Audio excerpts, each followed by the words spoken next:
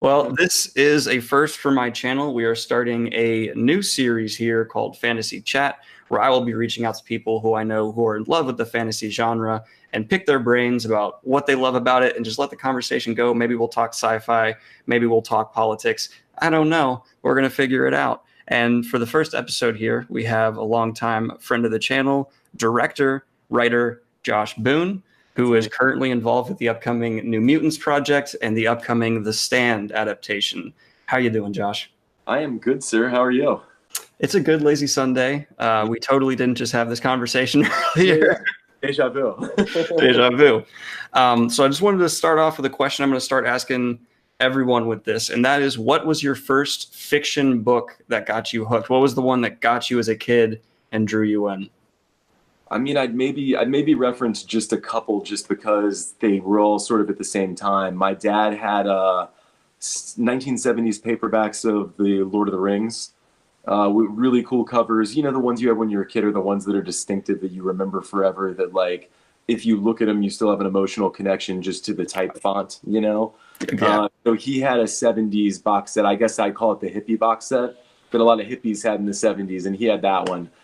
So I loved those. He had a couple Stephen King paperbacks on the bottom shelf of his library, and I always had access to his library, and I could go pull through any of his books, even if they were not for the correct age. My parents were much more sensory later when they became born-again Christians when I was 8 or 9.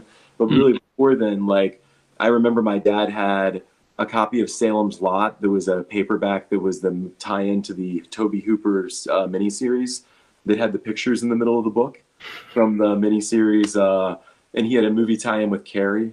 So I sort of knew the logo Stephen King before I could even read what that meant.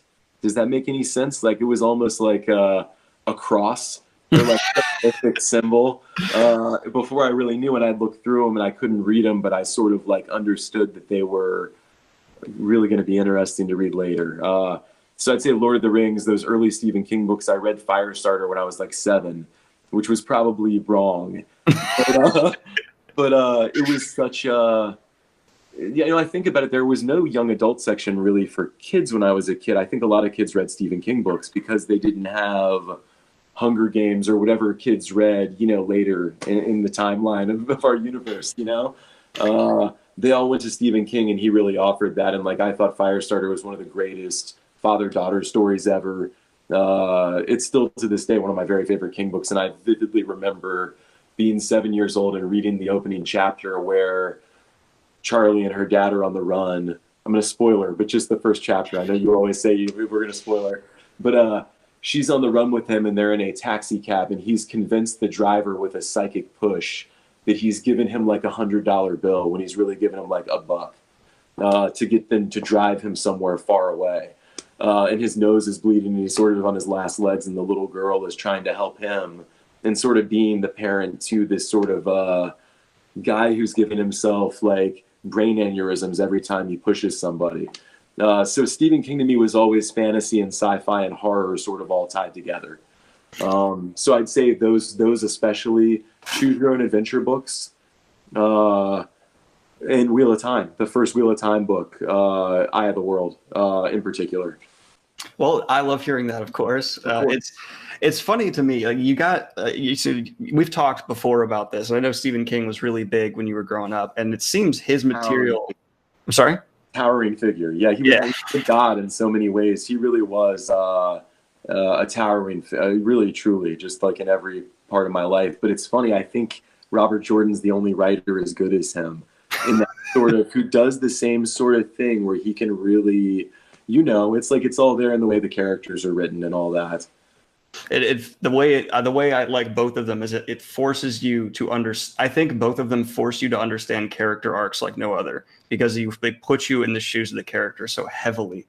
But what I was trying to hit on is, right now Stephen King's influence seems to be having this insane resurgence with the amount of influence that you're seeing in things like Stranger Things, the fact that adaptations of his are coming out again left and right. So are you able to just spot things every day where it's like, okay, Stranger Things took this, and that? Well, I mean, I think it's that everybody who went through that period of the 1980s when he was the 80s and the 90s, really. And I mean, I can't think of an author in the past 100 years who's had more of a influence and reach than him over popular culture and storytelling. We can go from the highest of Shawshank Redemption to the lowest of like a Maximum Overdrive, and like I still say that when everybody knows what that is. So he's written so many amazing stories that have touched so many parts of culture in every way and influenced so many people. And I think the people who were most influenced are starting to make movies now and enter sort of that sort of game that they wanted to be in when they were reading Stephen King stuff when they were young. And we're at this strange point where everything is an IP or based on a pre-existing IP, based on a book, based on a movie that's being remade. And his stuff is endlessly recyclable in good ways and bad ways, just depending on the quality of what's being made, you know?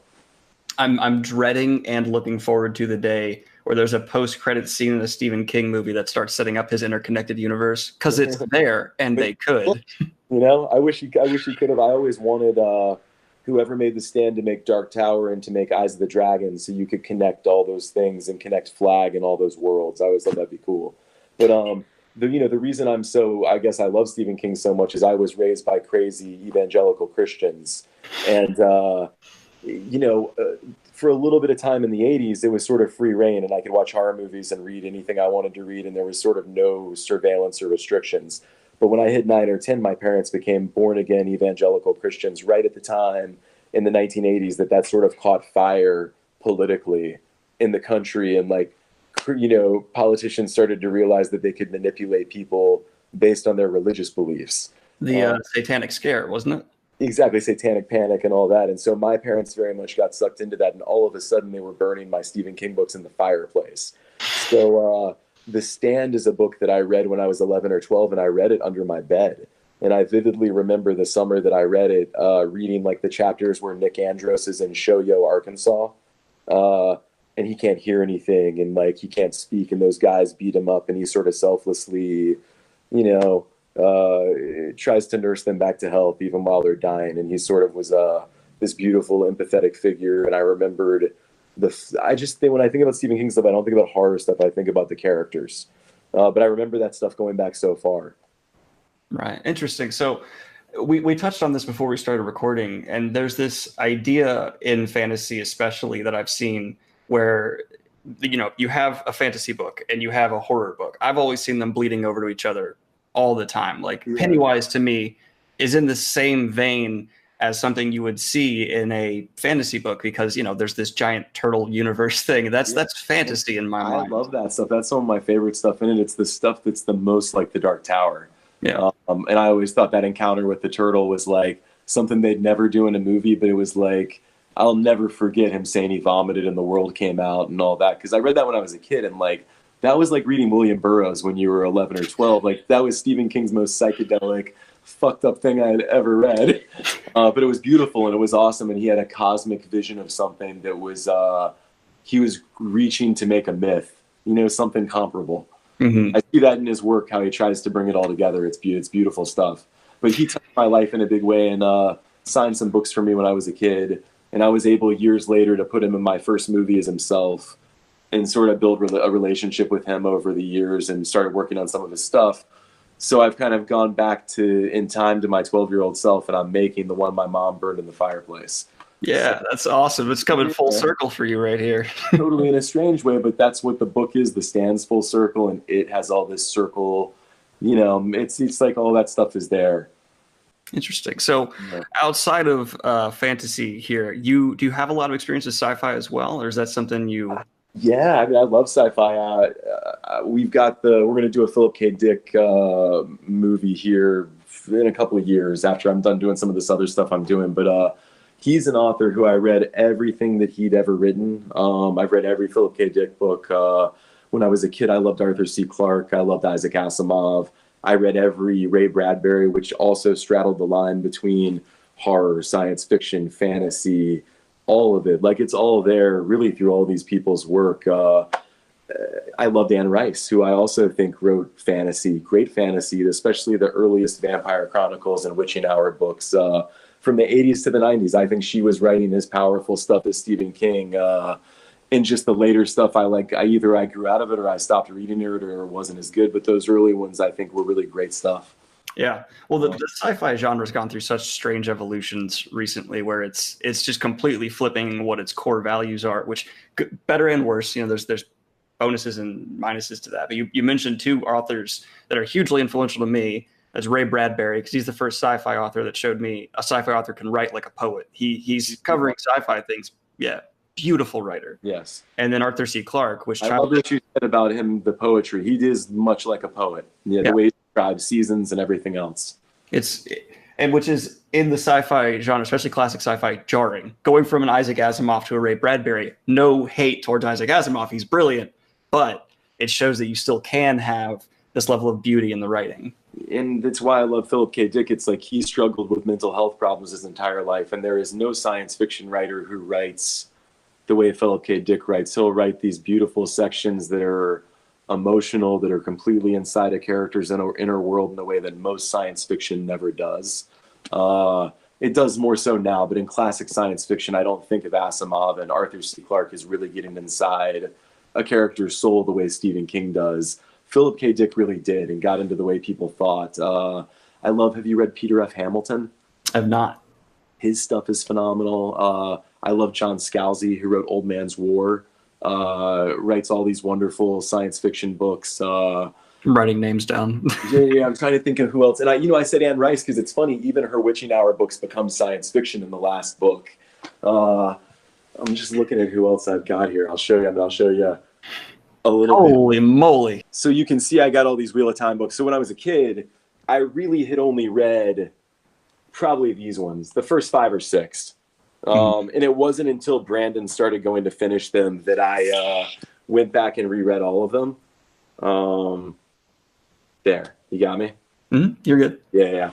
So yeah, his stuff an awful lot. I'm trying to see who else. William Gibson I absolutely love. Not so much Neuromancer, though. I love William Gibson's book of short stories called Burning Chrome. I've heard of it. One of my favorite science fiction books. It's some of the best short stories I've ever read. And I love this book by him, Virtual Light. Okay. Really, really good. I just sort of read and loved all this stuff, and I read a lot of comics when I was a kid. So Marvel comics were a big deal, Vertigo comics, the Sandman series, Invisibles. Is Vertigo still around? Are they still pushing content? Yeah, they're doing a whole new line of Sandman books that Gaiman, oversaw in some way as an editor or something and wrote a little bit and let some other writers go do some stuff. So they're building like a Sandman universe, of course. It is that time where everything is like a gremlin. You toss it in a pool and we've got a bunch of them.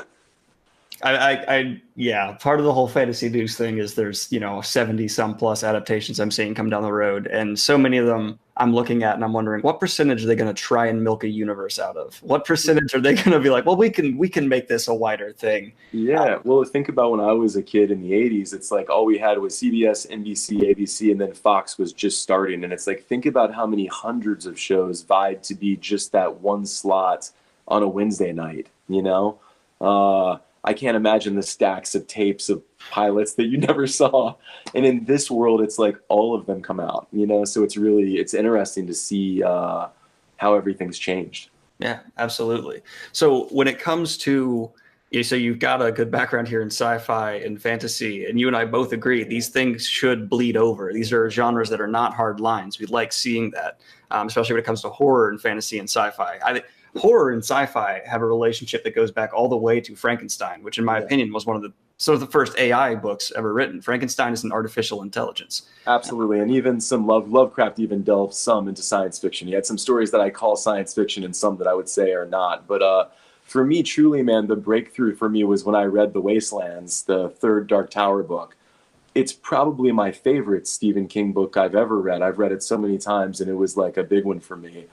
The way that blended science fiction, horror, parallel universes, all sorts of insane things that beautifully kind of like all moved together into an emotional story. I just believed that it didn't matter and you could do anything and mix it together. He Pulp Fiction did in that book and really just twisted all these things together in an amazing way. And there is, so like, if you want to write just a pure fantasy book, I'm fine with that. Like Wheel of Time is a pure fantasy story. Great, go right ahead. That's fine.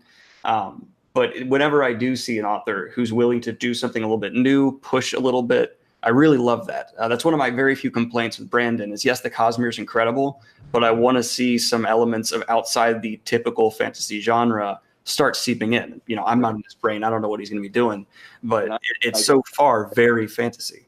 I've read the first 3 Stormlight books. I've read only the first Mistborn go through, not the second one.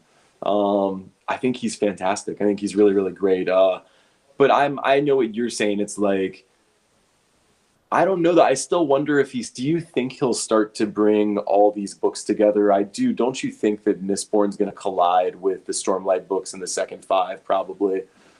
I have no idea. I personally prefer an author to hold the cards and make the readers guess and want more.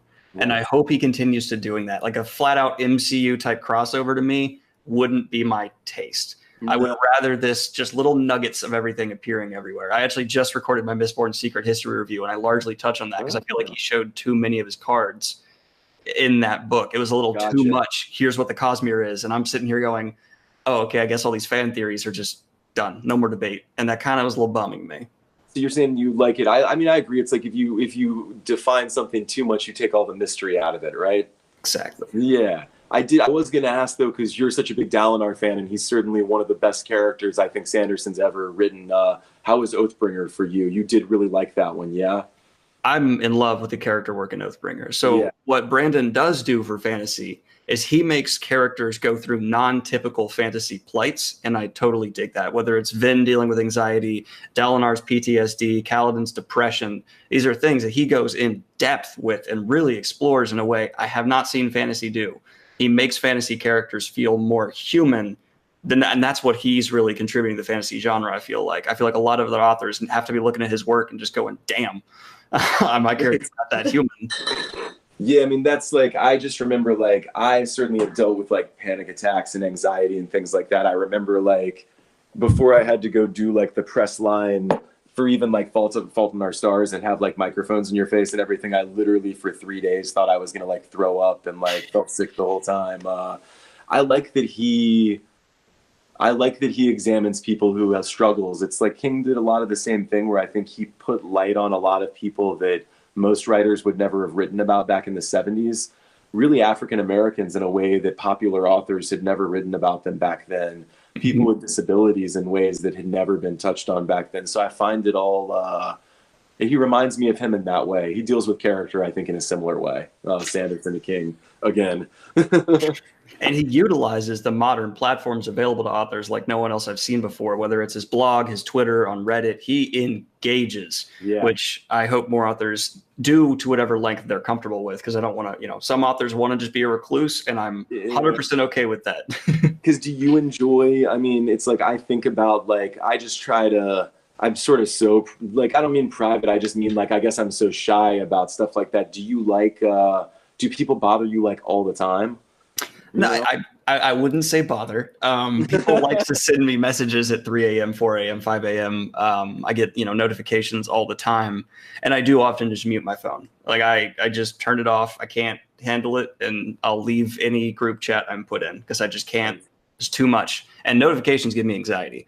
But, you try to write as well, right? You're working on your novel. It's like we're all trying to write all the time. I say trying to write only because we're always dealing with phones and all these things, trying to steal our attention away from it. So much of my life is like trying to shut as much of that out as I can. I believe there's a certain part of being an artist right now that's harder than it's ever been, because art requires focus and time. And those are two things that are constantly being sapped. And it's not something partner always says the currency of the future will be people who can focus. Like they'll make more money than everybody else and all that. And I can't claim I'm one of those people. we're done. I mean, you've got to walking on a press line, stuff like that. This is an interesting thing I've noticed is whenever you see a press line and people going through, it seems to be rinse, cycle, repeat questions a lot of the time. It's, the start of the movie, how was it on set? And I'm seeing more and more, it seemed like we're getting a glossy version. If you watch the the latest Star Wars movie behind the scenes. Everything's great. Everything's fine. And it's not. No, it's not. Never okay. I'd like to see more of, if I can read an author's blog and they say, this is what went wrong, this sucked, that's great. I like seeing that. Yeah, it's so hard though, because you so much are protecting the work of so many other people other than even just yourself, and so much of it too is like, some of it's completely within your control, and in other situations it's out of your control. You just do the best that you can. But it's like, it's funny. I more, I guess, use Instagram because I like showing a book that I like, or showing a record that I'm listening to, or something like that. But I remember I got rid of Twitter years ago. I got rid of Facebook more because I was tired of looking at political stuff from my family. And I just couldn't handle it anymore, and I just had to decide to turn it off. But life's been better and better with everything I've let go. I'm waiting for the fantasy book that somehow incorporates social media. I'm waiting and dreading it because I know someone's going to do it. Yeah. How much time do you get to spend? I was wondering, listening to you talk about your process working on your book, because you do it obviously part-time, not even part-time maybe, because of all the work you do just in your job. How much time do you get to spend a week probably working on it or thinking about it? I'd include thinking time. It probably sounds super unhealthy. It's very much so like spree. It's spree, like, okay, I'll go 2 months, nothing. And then there'll be like a 6-hour period where it's all I do. It's like a manic episode of just writing and getting out all these ideas that have been percolating in the back of my head. And then I just like vomit them out, edit, recycle. And it's probably very different than being a director, where it's very engaging in a process. My creative process right now is just word vomit and see what sticks.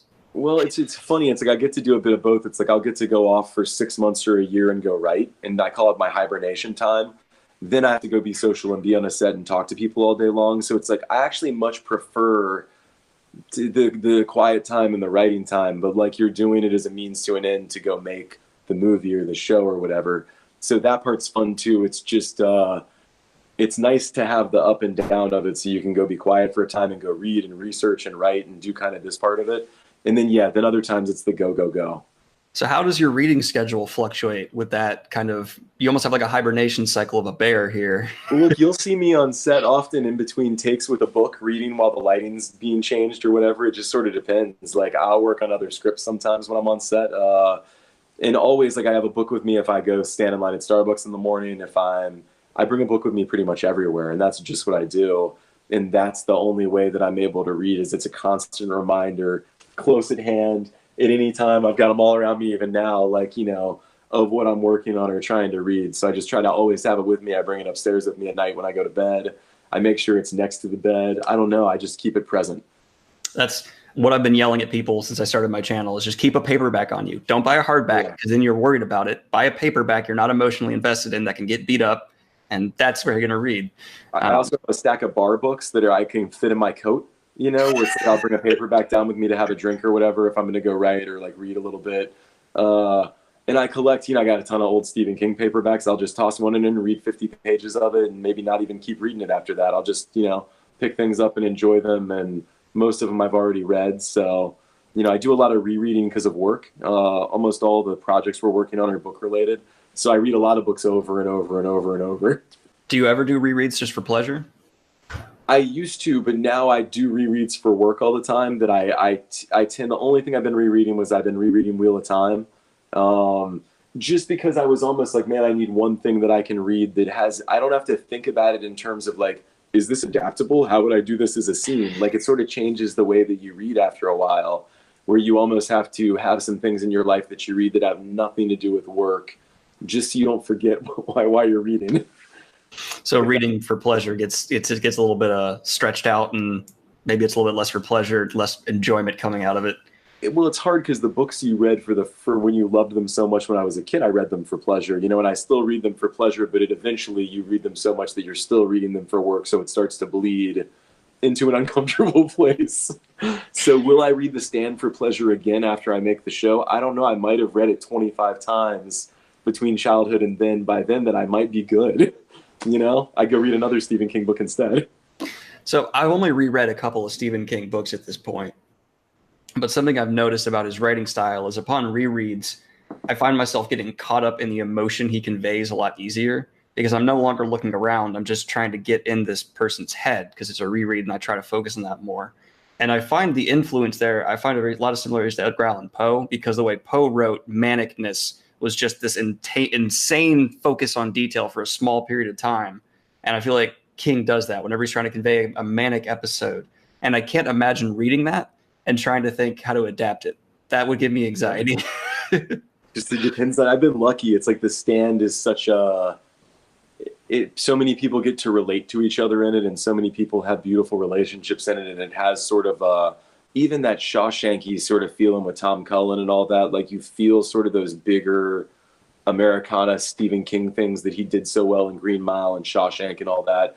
But it also has all the horror stuff and dark fantasy stuff and even some sci-fi stuff. It just bridges everything.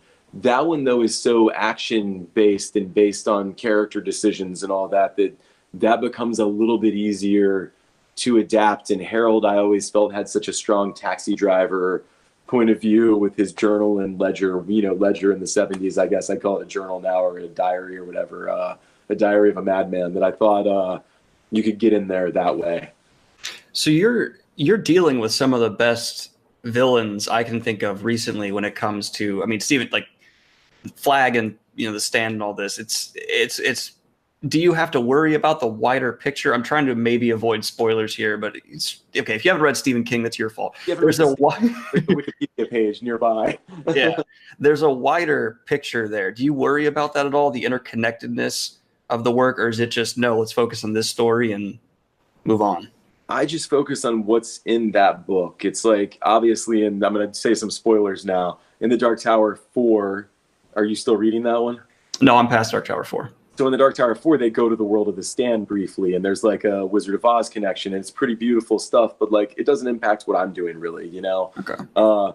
And you think even of the Dark Tower series, and dude, I'm so glad that there is a Dark Tower television series being made. I'm glad that they're doing young Roland stories. There's some great ones in those early books, even in the first one, him getting his guns, him with the hawk court, all that stuff. That's brilliant. I mean, that's some of the best stuff in that first book, I think, are some of those flashbacks. That they have a chance to try to do that again and do it right makes me really happy, because that is my favorite Stephen King series of all time. My favorite King books of all time are the Dark Tower books, and it was so disappointing to see that movie come out and be the way that it was, based on no real book. I mean, it was a bastard of the worst order, and I didn't hear Flag in the performance or in the writing or anything, so I sort of feel like nobody's really done Flag yet, since I guess the original miniseries, and that was so long ago and sort of at such a different level of, what we're trying to do, that it's like I'd like to see it again new. Well, there's a certain level of, I don't want to say disrespect, but disservice done to fantasy, where I feel like when it's adapted, a lot of people feel like they can do with it what they will, and it wasn't until Peter Jackson's Lord of the Rings of adaptations that it feel like all of a sudden there was more respect brought in, and people realized, no, the source material here is worth. Let's do that source material because holy crap, it's amazing. Yeah.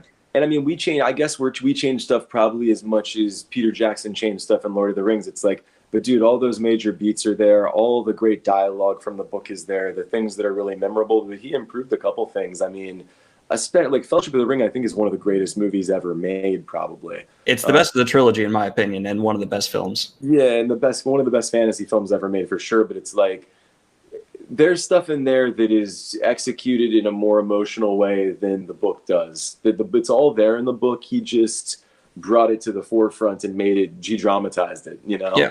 And I'm not advocating for, totally true adaptations. Sure. We know that does not work as well. No. Every time you change medium, you have to change certain things. That's just without a doubt, especially when it's. And everything is like, the biggest thing is just, it's a compression. Is really what screenwriting is when you're adapting a book, is a compression where you're trying to keep every little bit of gold that you remember, that are the things that you kind of think most vividly about when you imagine it or think about having read it, to try to keep all those feelings in it as much as you can. The great thing about The Stand is we started out working on it is a movie at Warner Brothers. I've been on this for like 6 years probably, and really since I was 12, but like 6 years officially. But it was a movie at Warner Brothers where I wrote it as a 3-hour movie. I wrote it as a 2-part movie. And then eventually we were able to take it and turn it into this 10-hour limited series, which is much more comfortable in terms of really being able to do everything the book did and maybe even more. Which I'm so excited for. Fantasy, in my opinion, belongs in miniseries or long-running television shows because it's condensing that much takes real magic. And what are your favorite fantasy shows of all time? Well, okay, you have to mention Game of Thrones. I mean, that's the one that's setting the standard of like this is where it goes. But I'm gonna go ahead and pull from Sci-Fi here. I find it so a sci-fi movie, you have to have one idea and tell that story and it's done. So I like sci-fi that's able to go a little further and stretch that out. So things like the new Battlestar Galactica or Firefly, these shows that are sci-fi fantasy. Firefly's kind of sci fantasy. Yeah, they can do the source material more justice. They can take the ideas and concepts and take them to their full execution and extent. Granted, I just gave a bunch of character relationships in a way that you could never do in a movie. Exactly. That's one of the biggest things that suffers in movies, in my opinion, is character. It's so hard to establish, build, and execute a character in 2 hours, 3 hours. Granted, I gave a bunch of examples that aren't from adaptations, but you know what I mean? It's the limitation of the genre. It would be really hard in the genres that you talk about. It's really hard to do deep characterizations because you're spending so much time world building in the movie and trying to get amazing effects in that can be in your teaser and your trailer to help, make sense of why you spent all this money on this thing. So yeah, it totally is that sort of thing.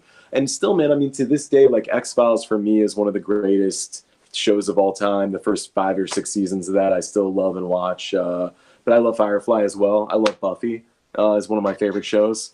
Buffy is such a guilty pleasure for me. I think it's great, but I love it more than I should. Exactly. Well, yeah, but that's how. But we're guys. We already love it more than we should. It's like, you know what I mean. It's like it is a guilty pleasure, but it's like I do really love that show and always have. Yeah. Never got into Angel. I don't even think I've watched even. But Buffy for whatever reason I did love. Yeah. Well, right now I feel like people are learning a lesson where it's, look at your source material and fit it to a medium, not the other way around. And because like the Lord of the Rings movies were great, but there's no way you could do movies for Game of Thrones. No. I do not see that working. Period. No. Yeah. And that series is tremendous. It's funny. I don't quite follow, and I feel the same way reading the books now. I don't quite know what's going on anymore. but I just like they have some of the best actors on the planet on that show. It's just so fun to watch them and whatever character you cut to. You're like, oh, what's going to happen next with this person and all that. Yeah. I'll be staying up late tonight to watch it. Yeah, absolutely. I might not know everything that happened when I go to sleep, but I'll be like, whoa, that was cool. Well, that's something else that TV shows allow you to do in terms of continuity. You get to do like previously and things like that, which you can't really do in a movie. And let's say you're adapting something as big as a Wheel of Time, Rafe, if you're listening, character continuity, all these things that you need to carry, not for just 2 hours or 3 movies, but across 8 billions of words. Yeah. That's why I like character work in the fantasy genre I find to be difficult because it goes underappreciated in my mind that, okay, from book 1 to book 3, so far Kaladin's arc has been well beyond anything I can think of outside of the fantasy genre that hasn't had such a, I don't know. I'm losing my own train of thought here. But I was with you like in Stormlight Archive when he flew. I was like, whoa, wait. So it's like it takes some getting used to. Yeah. Well, that was one thing where I was like, that's too much. Don't Superman. I don't want Supermaning. Maybe too much too soon. Like maybe book 8, like if he wanted to fly, I'd be like, oh, I get it. Yeah. You're right. It's like Neo didn't fly till the very end of the first major. Yeah. You got to have him falling on his face, which Kaladin did, but I don't feel like it did enough. Spoilers for Stormlight Archive, by the way. Yeah. There's a lot of spoilers during this time.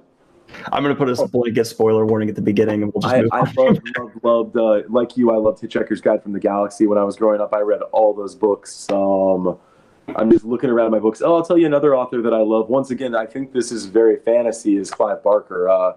He writes dark fantasy, but I'm telling you, I think the same type of books that you guys read, that you talk about in your channel all the time, you guys would love Magica. You guys would love Weave World.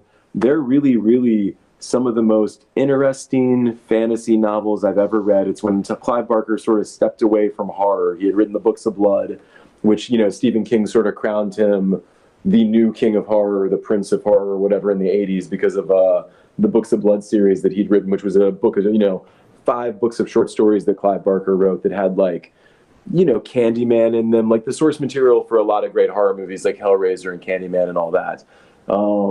But he stopped and he started writing these really epic fantasies that were sort of horror tinged, but they are really beautiful, beautiful books, incredible books, really imaginative. He's also a painter, so he did all these incredible illustrations for his own books as well, and draws on these incredible canvases and all that. Like his stuff a lot. I really love when the authors do their own artwork. I don't know why, but like the original works that Tolkien did for Lord of the Rings, his drawings, that's Lord of the Rings for me.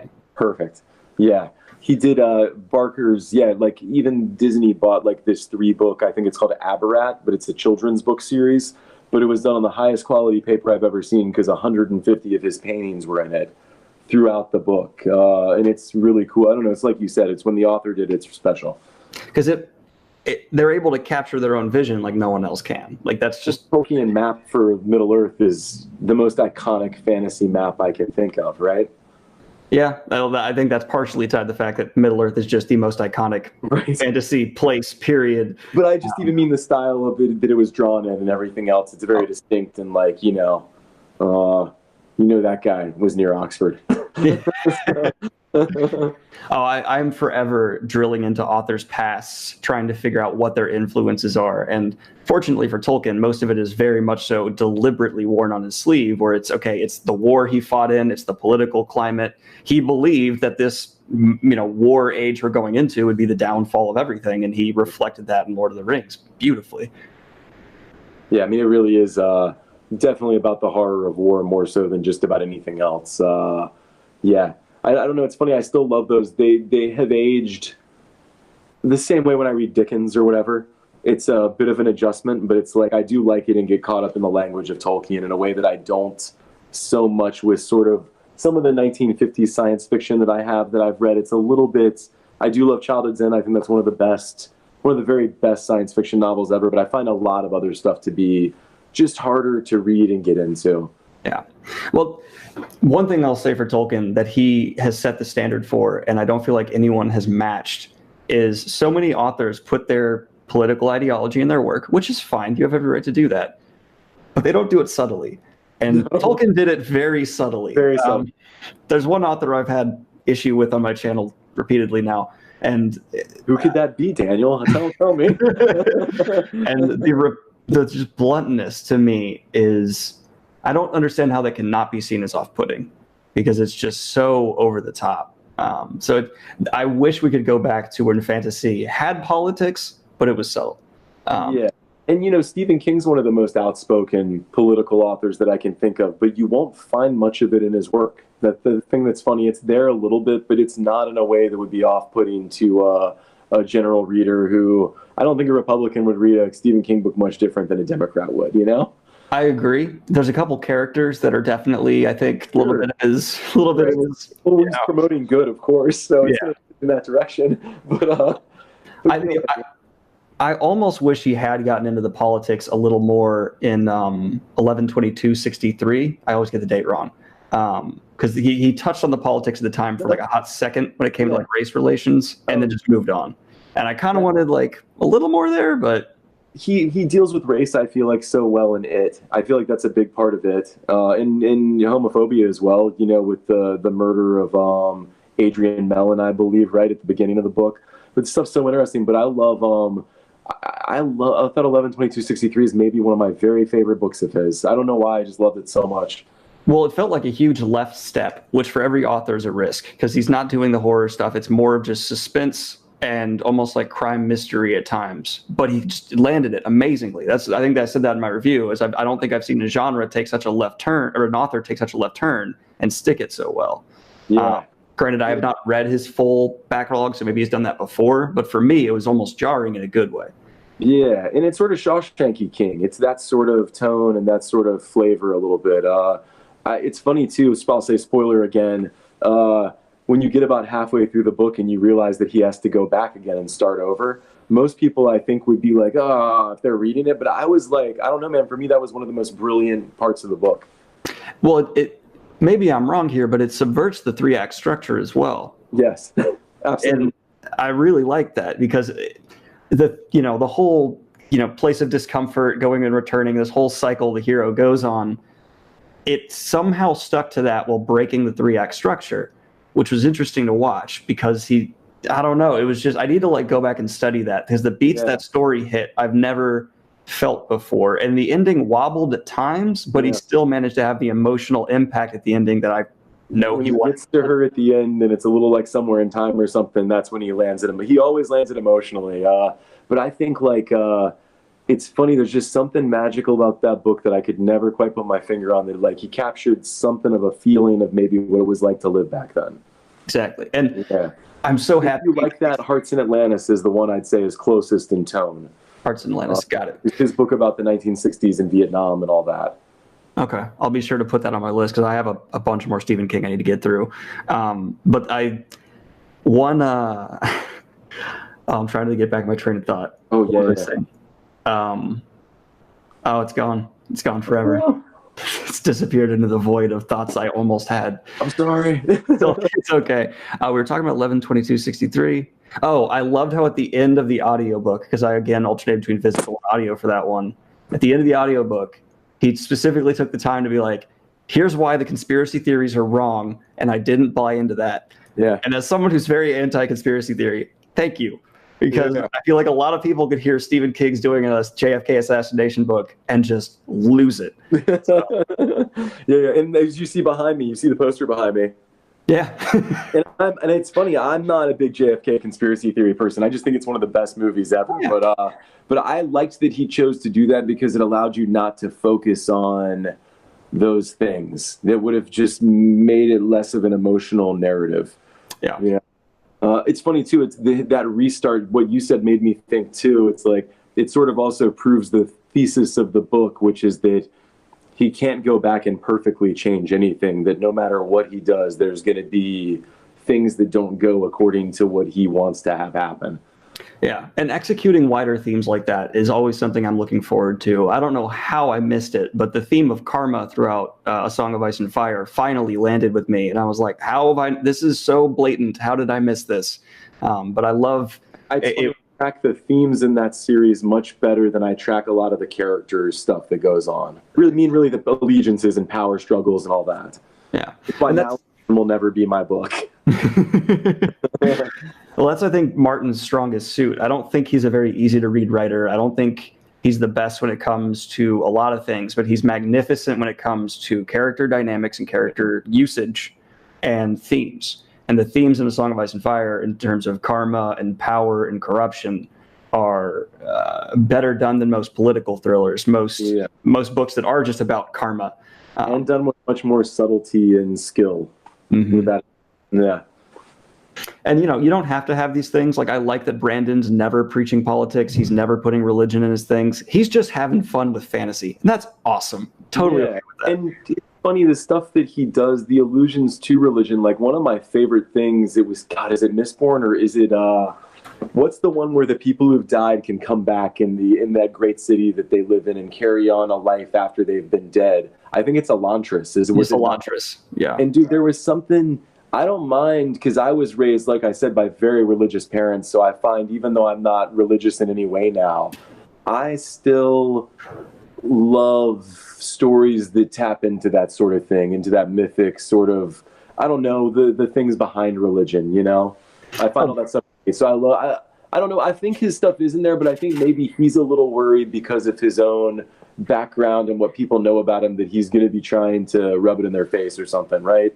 Yeah, which if you know his books, he's not. And if you read his blog, he's not. No, but he preaches what Stephen King does. He preaches morality, which I think Stephen King really taught me morality when I was a kid, almost more so than any other writer. I think that Brandon Sanderson is moral in the same way, And it's funny, someone who doesn't read Stephen King, hearing Stephen King taught me morality could be a very scary statement. It's so funny that people say that, because I asked them to think about Stand By Me and Shawshank Redemption and The Stand even. It was funny when my mom burned it in the fireplace, I wanted to yell at her, "This is the most Christian book you'll ever read." Like, are you crazy? You're burning a Christian book in the fireplace. You just don't get it. Yeah.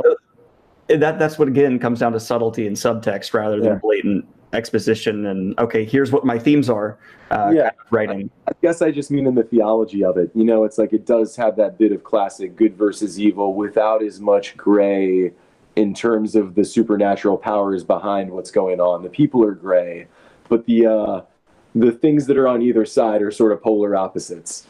Interesting. In a very God versus the devil sort of way, I guess. Oh, there's never been, in my opinion, a more just, okay, this is the devil than the Man in Black Rick Flag. That's the devil. And it's funny because when you get into the Dark Tower series, you sort of know that there's something even darker behind him, you know, the Crimson King.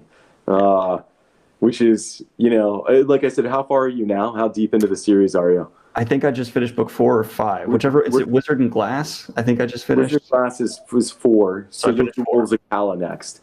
Okay. But you and I will have a good long talk after you're done, because I have a lot of things that we should talk about once you finish.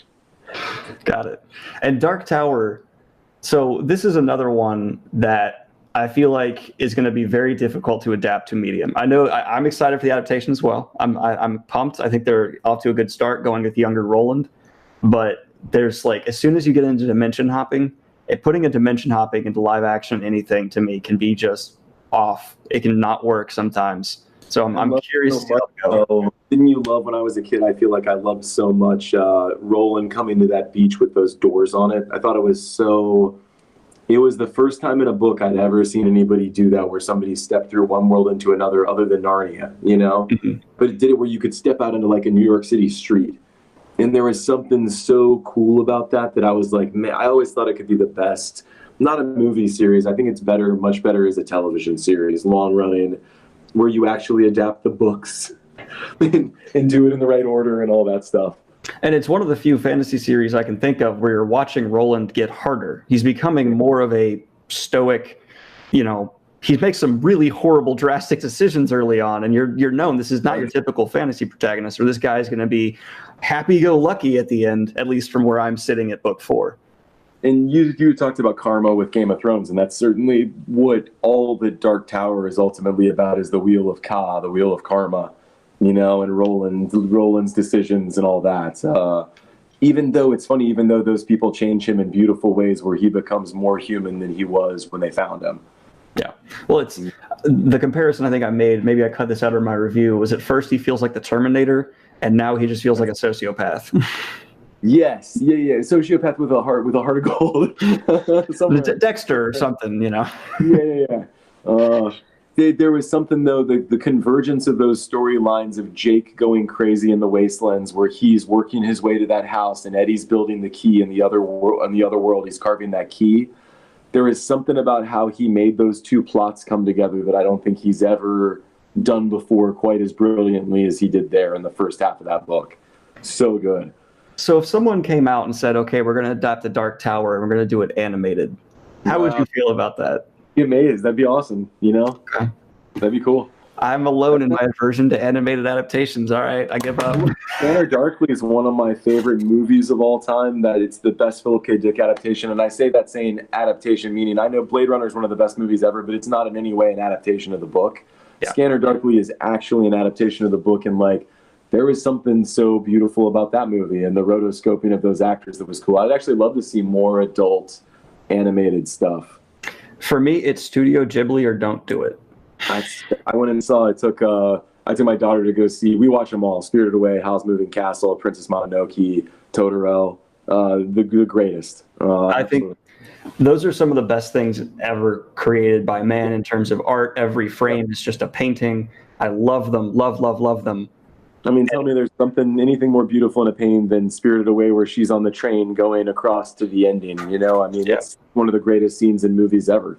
Yeah. And speaking of themes, Princess Mononoke has so many parallels to Lord of the Rings in terms of industrialization being bad, but there's oh, hey there, buddy. Yeah, cameo. I was hoping he wouldn't get involved, but he's decided to make himself known.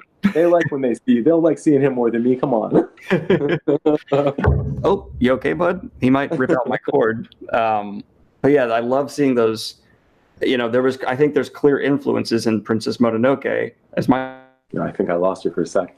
Okay, Peps, you need to get out of here, buddy. You can't step on my wires, dude. All right, let's have you go. All right, don't worry, I'll keep your cameo in, but you need to go. Like Lord of the Rings meets Kurosawa or something like that. right? Yeah, pretty much. Yeah, it's beautiful. What is your favorite one? Princess Mononoke was my first, so that one has a special place to my heart. But honestly, I think Howl's Moving Castle I just saw most recently, and that one every shot I was just stunned by the artwork, absolutely stunned. Just the shots of the castle moving, where every little bit of it was moving at the same time, and what he does with nature, the way the grass blows and people's hair blows, is different than in any other animated movie. Environments are alive in a way that they're not in other animated films. There's three people who I feel like are most underappreciated when it comes to their effort in films. Animators who do stuff like Princess Mononoke, Howl's Moving Castle, because oh my god, it's just astounding. Stuntmen, I think they deserve their own Oscar. That's just me. They should get But then wouldn't people be trying to do more dangerous things to get the stuntman Oscar? I didn't think about that. Let me process that.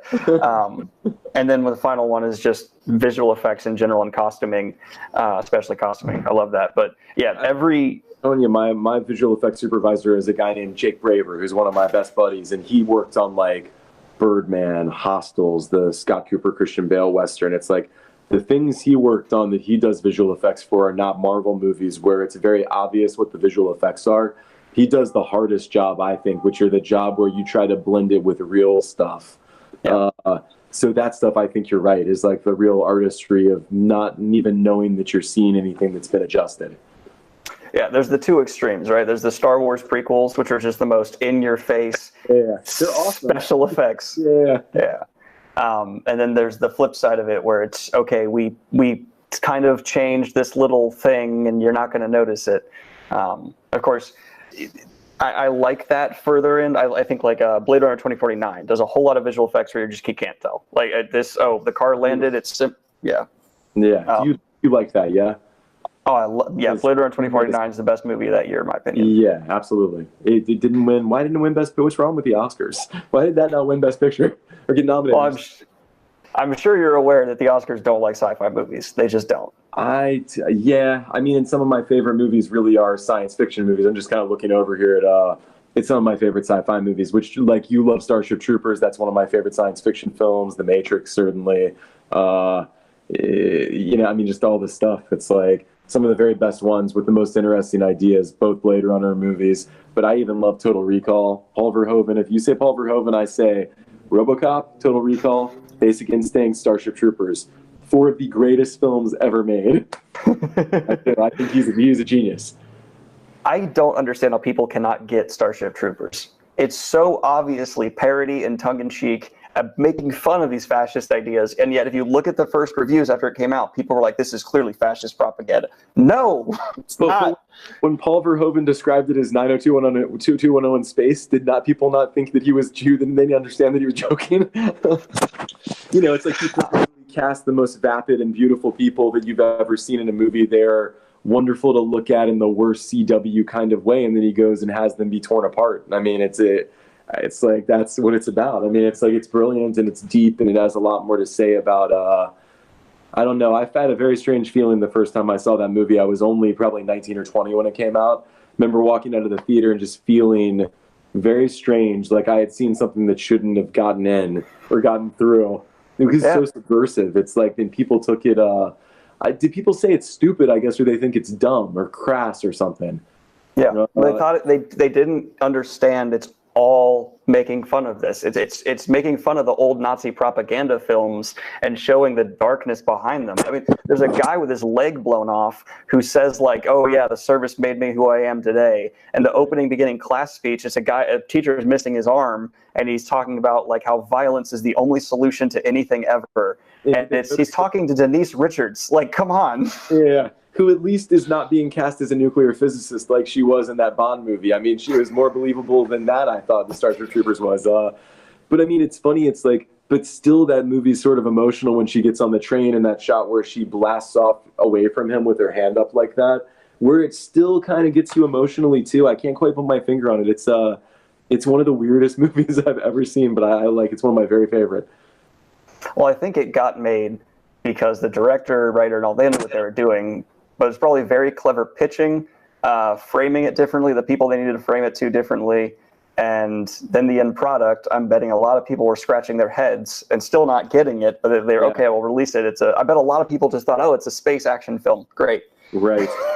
It's funny, I like very much in Paul Verhoeven movies of that period, and I believe, I'm just going to put forth a theory that I could be wrong, in The Dark Knight Returns, which is, the most famous graphic novel of the 80s that Frank Miller wrote. A lot of it are cutaways to news, cuts to news footage of like a news reporter like talking about something, or a political host, or it's a late night talk show host talking about something. And that was right around the time that Verhoeven did RoboCop, and he put all this news footage in it where you got sort of an interesting satirical look at the news media and the way that it would be in the future, and he carried that through on Starship Troopers and Total Recall and all that. So I think it's sort of always been there in his work. Yeah, I didn't pick up on that, but you're right. That is consistently there, and I would have never made the connection to Frank Miller's work, but there's something there for sure. I think he was lampooning Reagan at the time. There's great stuff in Dark Knight Returns when the nukes go off where Reagan's clearly the president in it, and it's like, it feels like RoboCop, and it feels like just those little things that Verhoeven would do, fully formed really in Starship Troopers with Would You Like to Know More? So good. Well, that's, to talk about subversion of genre, I mean, those are sci-fi films that do not feel or seem like any other sci-fi movie that's been made. The feeling you get from Alien versus RoboCop, that's pretty different. You know what I mean? And you must like Brazil. I'm sure if you love, or if you haven't seen it, you would love it. I've not seen Brazil. Sounds like I need to. It's probably Terry Gilliam's masterpiece, I guess, although I'm a big enough fan that I think like there's a couple others that I consider masterpieces of his too. But Brazil is like, again, it's very subversive like Starship Troopers is, but the tone's more whimsical, but also satirical and dark and set in the future. De Niro's in it, Jonathan Pryce. It's sort of one of the most controversial movies of the 80s because I think like Terry Gilliam stole a print of the film because the studio tried to recut his 130-minute director's cut into a 90-minute truncated version. And he stole a print of the film, screened it for Roger Ebert and all these reviewers who heralded it as a masterpiece, and he sort of beat the system to get his version released at the time. I respect that so much. Yeah, but it's an incredible film. I think you'd really like it because you said you also love like Hitchhiker's Guide and things like that. Oh yeah, if you're able to look at my expectations and smartly subvert them in a way where it's clearly you're well aware of what you're doing every turn, and it's not just subversion for subversion's sake, but it's making a point, it's proving something, I'm all in. Do you have a series that you were really into when you were young that was a film series? Oh gosh, I really love the Harry Potter movies. I think they're great. I think they're absolutely magnificent and some of the best adaptations of things ever. I agree that the third one, the Alfonso Cuarón one, I think is one of the best fantasy kids movies ever made. That's Prisoner of Azkaban, correct? It is fucking awesome. Yeah, well, it's also brilliant. Yeah. From a director's standpoint, I'm about to say something where your job, so correct me if I'm wrong, but it seems incredibly hard. The first two films were definitely more kid feeling, and he took it and changed that through little subtle things like making them not wear their school uniforms, but instead they're wearing like street adult clothes, and also just the framing, the tone. It was a brilliant way to let everyone know, okay, these characters are growing up and they've grown to a point where we're now going to be just shifting everything. And that couldn't have been easy with what was there to what he did.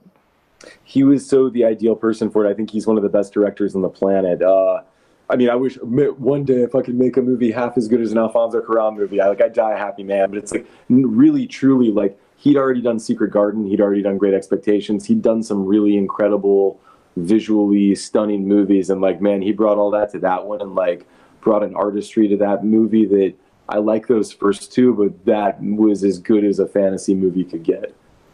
And he got really good performances out of really young actors, which from what I've seen, is not easy to do. And better performances than in the first two films, where you felt like they were better actors at that point. It's probably a mixture of them growing up and the direction. Is that the one you like the most? It's been so long since I've watched them, but Prisoner of Azkaban is definitely really close to my heart. I think I also love the one with the tournament, is it the one Goblet of Fire? Is that Robert Pattinson's a ghost in it? Yeah, at the very end, he comes back as a ghost. Yeah. I like that one. Pattinson one. Which, credit to the writing there. I like that his character could have just been a jerk, and that would have been the typical thing to do. But he's not. He's a really nice guy. Yeah, absolutely. Yeah. I love him. I actually think he's a great actor. He did a really dark, messed up David Cronenberg movie based on a Don DeLillo novel called Cosmopolis. This is awesome. Where he's basically a god in the back of a limo the whole movie, strolling around New York with different movie stars jumping in, like Juliette Binoche or like all these different people to do really dark Cronenberg scenes with him. He's an interesting actor. If you say Cronenberg, I'm in. Yeah. Those early Cronenbergs like Videodrome, I watched a lot when I was young, and Naked Lunch and The Fly and all that. So to totally change direction and shift gear, what are you currently reading? Oh my God, you don't even want to see my to-be-read pile and all that stuff. I'm rereading right now The Dragon Reborn. Okay. But I'm also reading like 5 other things. I'm always reading. My favorite film critic growing up was Roger Ebert, and I had every year I got a Roger Ebert home movie companion and read all his reviews and got all his great movie books. So I'm always rereading all his movie books. Always have one around and read some of his reviews or whatever. I'm also, surprisingly enough, reading a book about Miyazaki that I think you would like, that has a beautiful cover. That one right there. Really, really interesting. I've been reading that. And then I am also reading mostly Stand episodes, the ones that I haven't written that I have to read for work. So it's like, because we're all writing all these episodes of The Stand right now, so I'm mostly working on that. So I read The Stand an awful lot. Let me see. I read this recently. So my dad and I, you know how I love the episodes where you have your dad on the show, because my dad really gave me my love for reading. And he and I, a lot of mystery series that he loves. So he loves Michael Connelly. So if the Harry Bosch book comes out, I'll read it so he and I can talk about it. That's awesome. Or, I'll read, like, he loves Harlan Coben, and he loves all those long-running mystery series. Those are sort of his Wheel of Time or whatever. But I've got him lately to start reading some science fiction. So he's actually been reading some John Scalzi and all that. So I'm trying to be like, maybe we could read less mystery and we can read more stuff I like to read. Gotta shift the narrative a little bit to more your taste. How far into the series is your dad now? He's on him in real life. I think he's starting the last battle today or tomorrow. Wow. And I told him, like, that's as long as the Sorcerer's Stone. Get ready for that. That's a book in its own. Yeah. Absolutely. He's still super into it, and he must be getting even more into it as he gets closer to the end. One of my proudest moments of all of BookTube is the fact that my dad told me he might reread it all one day, because that let me know he loved it, and that's amazing. It's impossible not to. It's funny, I know that even in your reviews where you talk about Eye of the World, and I just reread it recently, it's like, it is a little bit Lord of the Rings, but it's funny. I'm not going to say it's better than Lord of the Rings in terms of the things that are legendary about Lord of the Rings, but the writing of it, just sentence by sentence, it's such a pleasure to read. You feel so close to those characters, and you're sort of out of the Lord of the Rings stuff by the first book being done, Oh, yeah. So I feel like your own stuff after that. The first book was him doing, here's my interpretation of what would really happen in a Lord of the Rings type situation. And then book 2 was, let's add a chase heist thing. Book 3 is, let's go suspense horror. And then from there, he's like, let's just do epic fantasy. And then just went off and did all these weird tone genre changes. But in The Eye of the World, I think what I appreciate is the horror elements are there. There are moments in Eye of the World that are terrifying. Yeah. And I really hope that the adaptations, they treat them as such. It's like I said, it's like you said too, it has elements of Stephen King in it. It does. It's like there's something about those two guys that there's something similar in the way that they bring supernatural stuff into real world settings, credible, grounded worlds that they make. Well, I know for a fact Stephen King has not read Wheel of Time, because I saw an interview where he said he did not like them. And I was a little hurt. Yeah, did he say he'd never tried them, or he's saying he didn't like them even, he didn't even like them in theory? Or did he say that he tried them and he didn't like them? He sat down with Martin and he said, I tried picking up the Wheel of Time books, couldn't get into those. And that's where my heart dropped a little bit. They love the Song of Ice and Fire, and I went, okay, that's okay, whatever, it's fine. Yeah, and I mean, but also too, he reads a lot of mystery books. He reads a lot of mystery series. He loves all that stuff. I have no idea. I know that his sons read fantasy and like all that stuff. Yeah, but yeah, Wheel of Time, but it's funny, I don't know if I could get my dad to read Wheel of Time, because my dad was really like a Tom Clancy, Michael Connelly, Harlan Coben reading sort of reader. So I look at this stack of books and I'm like, my dad's not going to read this. So I'm like, it's awesome that your dad is, because you get to share that with him, and that's great. Oh, it's wonderful. You know, there's been moments where I'm like, is this channel, how much time and effort it's taken, worth it? But definitely is if he's in it. And I've also got my mom reading Mistborn now. So another one right there, even great, cherry on top. Burn the Stand in the fireplace, and I got her to read The Stand. It's like she loves Stephen King now. I just think like your channel is so amazing, and I've listened to it. I mean, I've listened to most of the videos. Just listen to them when I'm heading into work or listen to them on the way home. It's like it's good that people are talking about books, thinking about books. All that stuff is a great thing, and fantasy news and all that as well, of course. But I really appreciate that. Mostly to hear about all the books, and I came originally for all the Wheel of Time stuff, because that's a series I love since I was a kid. I appreciate it. Thank you so much. You're kidding me? And I was going to say, I'm trying to think, can I tell you, is there anything you want to know? I'm trying to think if there's anything I can tell you about The Stand. Do you have any questions? I don't know what I can ask. So if you can tell us, like, which episodes have you written? So I'll tell you where we are in the process right now. So we've written just about the first 4 are done. And we're working, we have kind of drafts of 5 and 6. And then, King reads all our episodes. He reads all the scripts. We get notes from him. We talk to him regularly about what we're doing. He'll be involved in some way, shape, and form that I can't specify beyond that yet. But it should be cool. So we're getting close. We're going to shoot hopefully by the end of the summer. We're just trying to get all these scripts done and get all the budgeting done that we need to do. But we're sort of greenlit to go. And we're just, tweaking the budget every day and tweaking the scripts every day.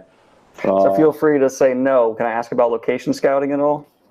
We've looked at a bunch of places. We've looked at so many places. And I'd say the things you're always dealing with are this show has to take place over the whole swath of the country. It has to suggest a bunch of different places, yet be shot mostly in one place because nothing goes to a bunch of different places, So you're always sort of dealing with those challenges, and they're the challenges of also so many cast members, I can't think of anything just from a scheduling standpoint. There's just so many characters in so many locations. So that's what we're always dealing with is finding a place that'll offer us as many locations as possible. Probably still going to have to go to some other places, but you want to limit the number of other places as much as you can. Yeah. That's like some accountant and me talking.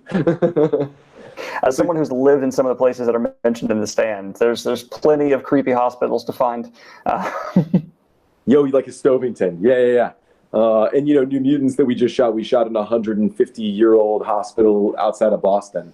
So I'm ready not to go back to a hospital like that yet. But a Stovington would be cool. So you go into a 150-year-old abandoned building.